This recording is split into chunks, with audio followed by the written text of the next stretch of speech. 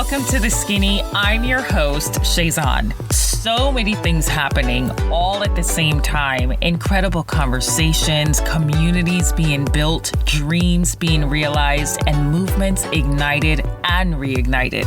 So much to learn and even more to experience. This season on The Skinny, we dig deeper, cutting the fat and getting right down to the nitty-gritty on topics that impact our lives. I'm so excited to highlight amazing stories and facilitate impassioned voices and conversations, eager to share, learn, grow, and evolve with you into even more amazing, enlightened, and empowered souls. So come on, honey bunnies, let's do this. It's showtime. Hi, honey bunnies. Welcome to another episode of The Skinny with SHAYZON. If this is your first time here or you're a returning listener, thank you so much for taking the time to snuggle up with The Skinny on Sunday mornings or whenever you choose to share your time with us. I'm sending loads of love and hugs to you wherever you are right now. Today, I have something special just for you, considering the time of year and all that we've been processing and having to handle together and individually. I think this micro episode is right on time, as this is a season that can be quite challenging for many people. I've chosen one of the popular episodes from last season to share with you today. I believe it's still very relevant, hopefully very helpful, and I hope you enjoy. So let's roll right in. How many times have you said, "I'm fine" in the last few months to someone asking, or even to yourself, while internally you don't feel fine? You actually feel like you're crumbling. You're feeling alone, even though there may be others around you, feeling isolated, sad, uninspired, unmotivated, disconnected, stuck or uneasy, even overworked or overwhelmed, maybe misunderstood, anxious, or just scared. The fear of your feelings, any one of those feelings being invalidated, challenged, dismissed, debated, or being judged or perceived as weak, most times is the reason we always respond with, "I'm fine." Does any of this sound remotely relatable or familiar? Well, you're not alone. This is a space that I've created where you can always feel like you can exhale and know that you are seen, validated, and heard. So let's jump right in. This episode is especially for you. Earlier this year, while I was going through my own emotional roller coaster, it hit me that many of us have been walking around with masks on for years.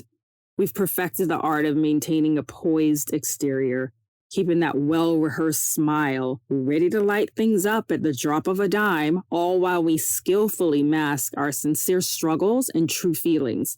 And that's not always because we don't want to share. Sometimes the challenge is that we just don't feel like we have a safe, non-judgmental, or genuine space where we can share authentically and vulnerably. It may be the very environment that you're in or people that's in your circle that doesn't afford you the opportunity to say, "I'm not fine." And many times we're appointed roles in relationships with friends and family, colleagues. Even sometimes it's our own self-appointed roles that then hold us imprisoned to a perception and facade that's not always easily upheld. So you're the happy one. You're the positive one. You're the life of the party. Oh, you're always laughing, the decision maker, the one with the answers, or the family's pillar of strength.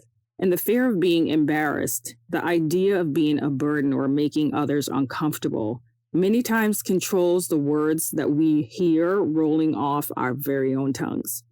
I'm sure you've experienced at one point or another when you did dare to test the waters and express a genuine emotion to a friend, colleague, partner, or a family member, and received a response from them, a response of shock, dismissiveness, disbelief, trivialization, and even a whopper of chastisement and scolding for saying what you said or for having the feelings that you're having, all because it doesn't reflect the role or roles that they have appointed to you. We're going through one of the hardest moments in our lives right now, desperately trying to navigate the unknown, All of our emotions and feelings are valid. They should be acknowledged and nurtured. Just because there may be moments, days, or even weeks when you don't feel like you're operating at the top of your game, in no way does that mean that you're weak or that you'll be feeling this way forever or that you're failing. The reality is that sometimes what's most challenging or unsettling is when you aren't even able to pinpoint what is really making you feel the way you do.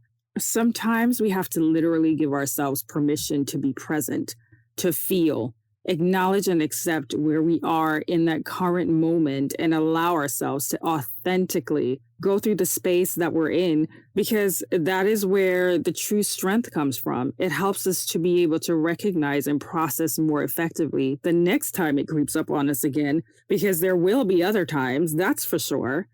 Our quest should never be for perfection in handling situations or our emotions or in anything for that matter. That quest for perfection keeps us on a pursuit that will always leave us feeling empty, inadequate, or like we're just not good enough at whatever it is that we're pursuing. And during this time especially, and also beyond, we truly need each other. Being that person that genuinely wants to know when you ask someone how they're doing can truly be a gift that someone is in desperate need of. Assuring a friend or family member that you are a listening ear and or a safe, trustworthy space to share their feelings can be the safety net that someone needs to make it just through another day. So I have this story, okay, before we get to the story. Have you ever experienced someone asking you, "How are you doing?" And by the time you start to get an answer out of your mouth, they're gone. Or are you that person where you're like, "How are you doing?" And you're gone, like you're not even waiting for the answer. So I had a colleague that would always ask me how I was doing, how are the kids? But as soon as I would start talking, they would immediately cut me off and start telling me about themselves. It was clear that they actually had no interest whatsoever in what was going on with anyone else, but always used it as a segue to talk about themselves. And it became the most hilarious thing to me because over time it was so obvious and I just played along. I just went along with it. But the thing is, if I was hurting and truly needing to share and so relieved that someone is asking me, I would have been at a huge loss. They never would have known, even though it was a regular question that they asked. And this wasn't just to me, it was to other people too. And so I say that to say, because it's great for us to check in on ourselves from time to time to see what kind of friend we are being. Are we honestly available to be for someone else, the friend that we personally need for ourselves? And even though we all don't need the same thing, but are you available? Are we actually hearing and listening to what's being said to us? Are you just waiting for that opportune time in a conversation when you jump in and redirect it to you? Or are you creating a space of validation and reassurance? Or are you the one that says hurriedly to someone when they express themselves, "Oh, you'll be fine. Oh, you shouldn't speak that way." It's so dismissive. It happens a lot. But I think what happens at that point is some people are just not available or not capable of carrying the weight of someone else's burden or someone else's situation. And that's their way of just hurrying it along. Have you ever had, or have you ever been in a conversation where you've muscled up the nerve to share what's happening with you, and the listening person turns it into like a competition of whose situation is worse by them now telling you about themselves, not in a way of sharing, because that scenario can actually be a beautiful bonding experience when you're able to connect with someone in that way.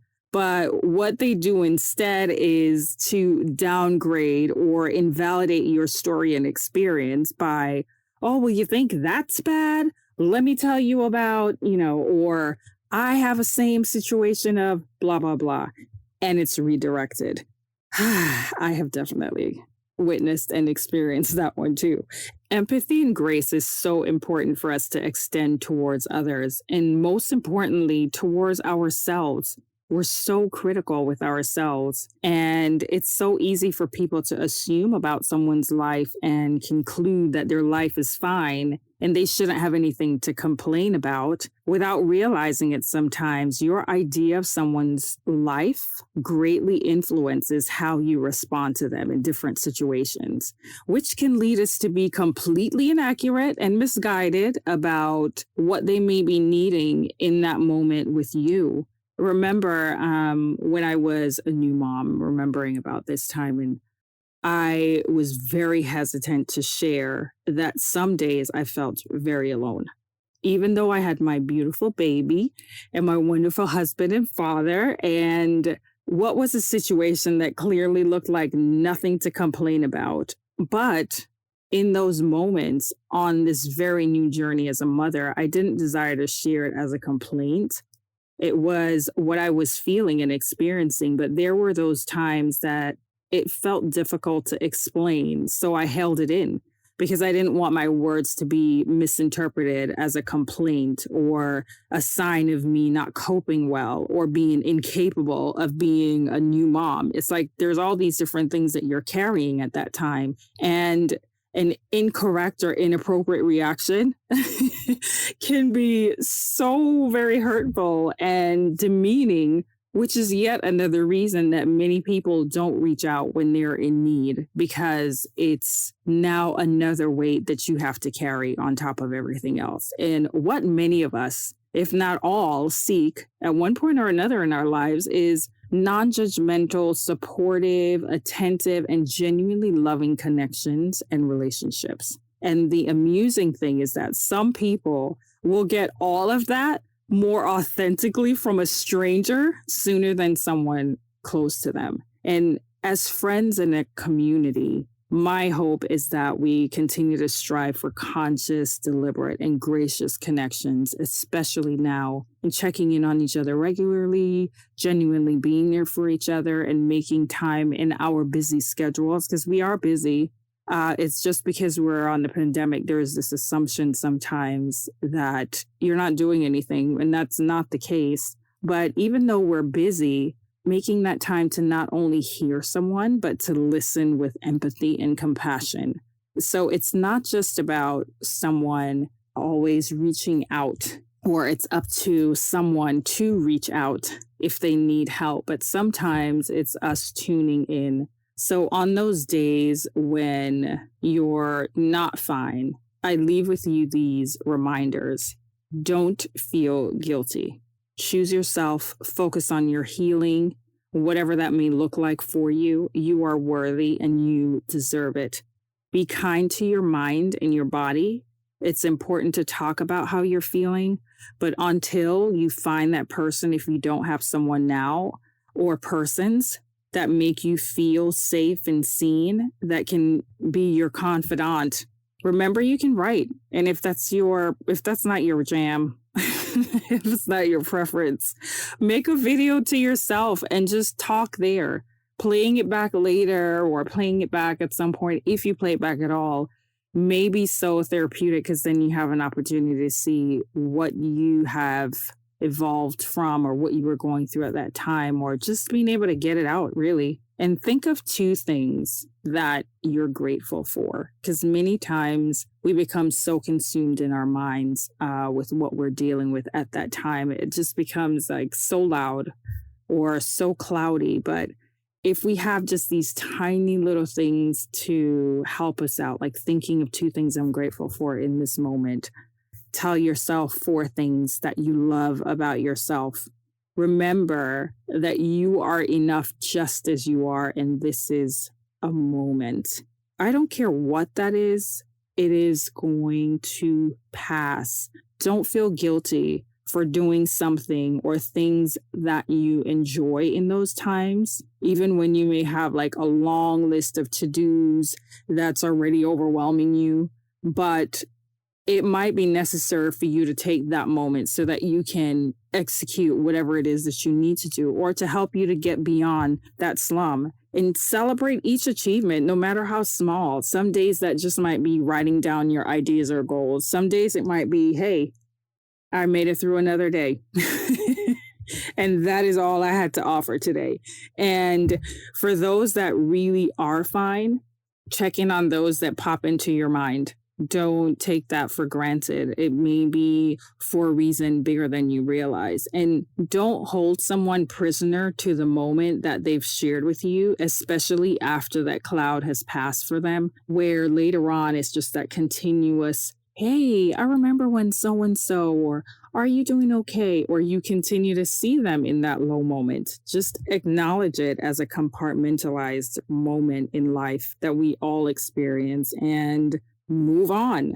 That's how we can move forward and grow and support each other as we grow. And ask someone what they're needing from you. Just a listening ear. Do you need advice? Do you want feedback? Do you want to just know that I'm here and just have me not say anything? Let them guide you. And one thing I can say, I would bet on for all of us, and I don't usually try to speak at all for anybody else but myself, no one likes unsolicited advice or criticism, especially when they're going through a challenging time. So checking in to have them guide you as to what they're needing at that time, I would say is an ideal thing. And I appreciate that so much from my husband. And that's something that I do as well. And I find that to be incredible.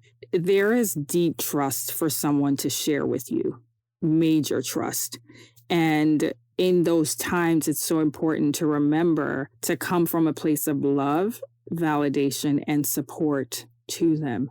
And it can be quite a challenge when we are the one in the slum to do the things, all these things that I'm talking about that we already know. It's not like we don't know these things. And one of the frustrating things is when people are talking to us and telling us things like, we don't already know that. Going through these moments don't mean that we're unaware or we're not in tuned. It just happens. It happens. And that's the thing that we have to accept and be aware of. And so, again, when we're in the slum, to do these things that we already know we should be doing or could be doing isn't easy. There's no switch to immediately kill the wrong feelings or kill the wrong emotions. Disregard the pressures that are often put out there, prompting us to overachieve 24/7. Just know that sometimes you need a breather. It is okay not to be okay.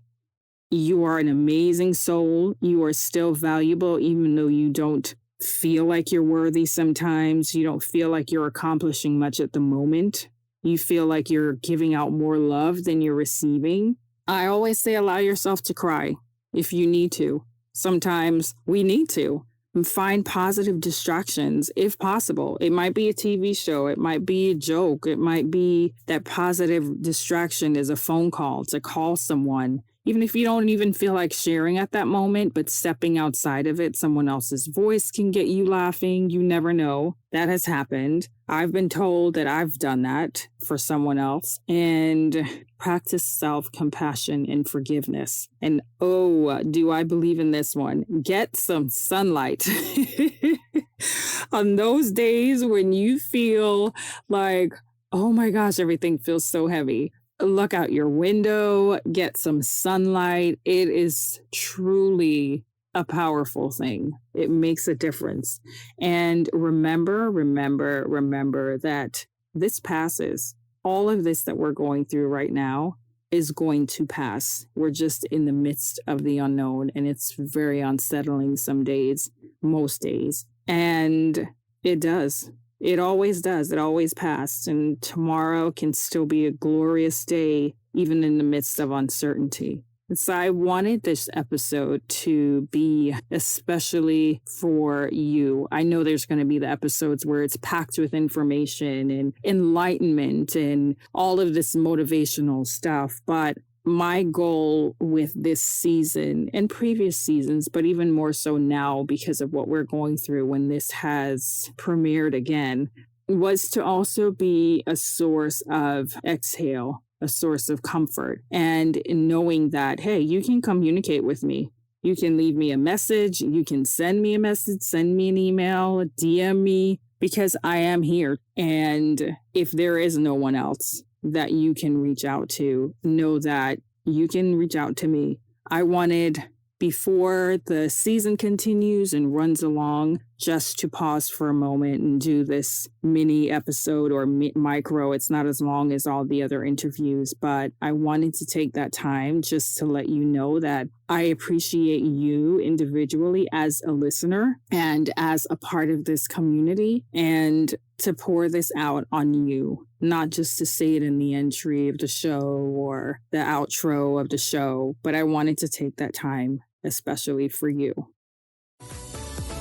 If you've enjoyed this episode, please subscribe, review, and share The Skinny with others. Let us know your thoughts, takeaways, and give your feedback on moments that stood out to you. It's truly important to us as we continue to evolve and grow this amazing community. If there are topics or guests you'd like to hear on the show, please don't hesitate to drop us a line. You can always find us at our main portal, SHAYZON.com. SHAY, Z as in zebra, O, N as in Nancy. For all the goodies and latest updates on the show, head over to Instagram and follow at The Skinny Podcast. And for a peek inside the life of the voice behind the mic, follow at SHAYZON. You've been listening to This Skinny with me, SHAYZON. Thank you so much for sharing your time and light with me in this space where you are heard, seen, valued, and loved. Never forget you're beautiful and deserve to live a happy and empowered life. Meet you back here for next week's episode. Bye, honey bunnies. Mwah.